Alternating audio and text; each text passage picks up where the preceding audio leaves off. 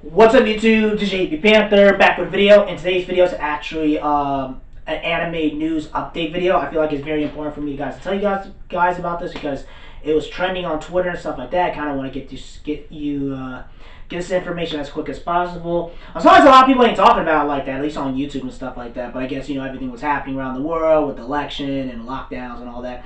I guess people's mindsets are a lot different, which is very reasonable. So again, this comes from animenews.com. It says Sony may nearly spend almost $1 billion on a streaming service on Crunchyroll. Nikkei Asia reports on Friday that Sony has entered final negotiation to acquire Crunchyroll. The website report that Sony could end up buying it for $957 million. Sony had reportedly repeatedly gained exclusive rights to negotiate for Crunchyroll. The technology website reported in August that AT&T offered Crunchyroll to Sony for $1.5 billion. The information slated that Sony barked at the price, which effectively values the streaming service at $500 per subscriber.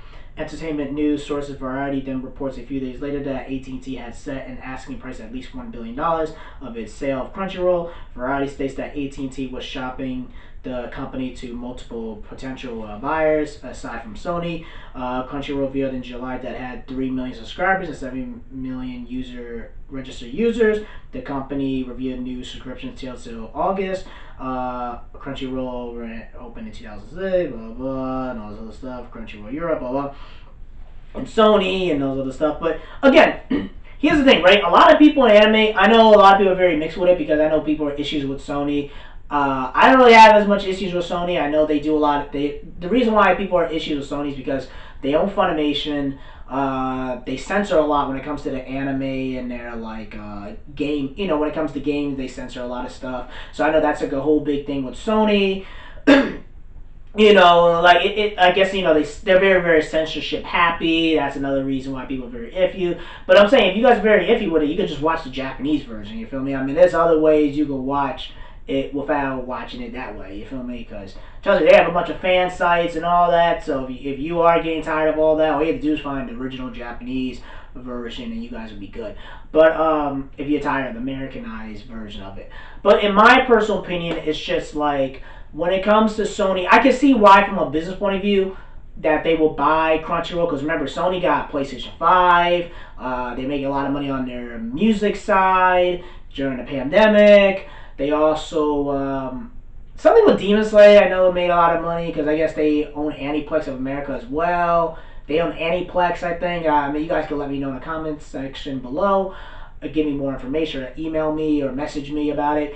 But I know that Sony owns a lot of stuff when it comes to Japanese entertainment.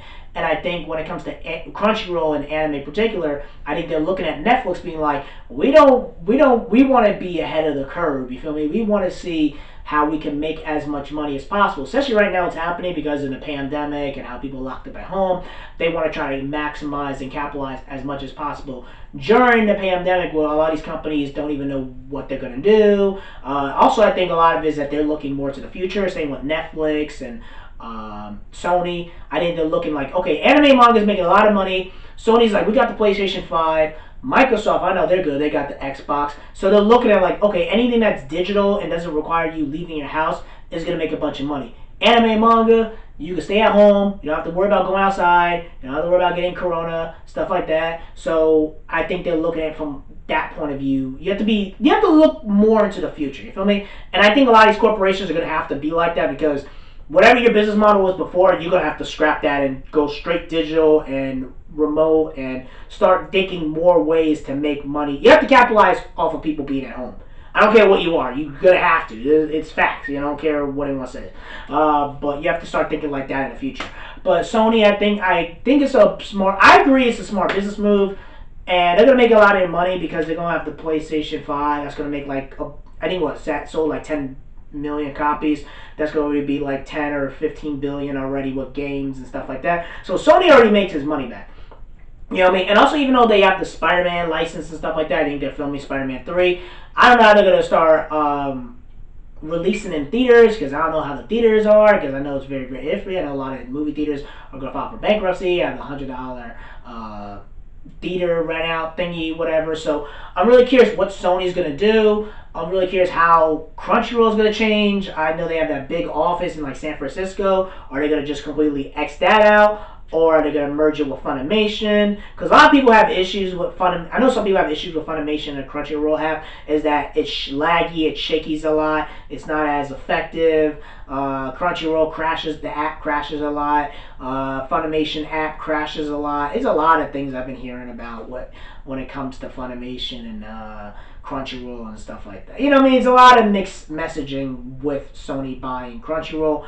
I'm just talking from a business point of view. I can see why they would buy it, and I think it's smart from their point of view. Especially, they could put anime, Crunchyroll or Funimation on PlayStation 5 and stuff like that, and go from there. But also show you that AT&T and Warner Brothers are very hurting because they're already firing people off. They're trying to sell their assets. They're already trying to sell Crunchyroll.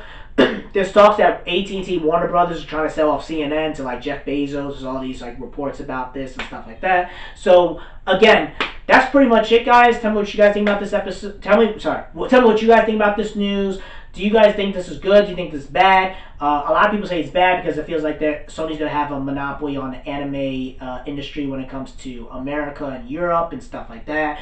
Really let my subscribers let me know what you guys truly think, because I don't know what it is. I think from a business point of view, I think it's smart. I know a lot of fans are very mixed with it. So let me know what you guys truly think.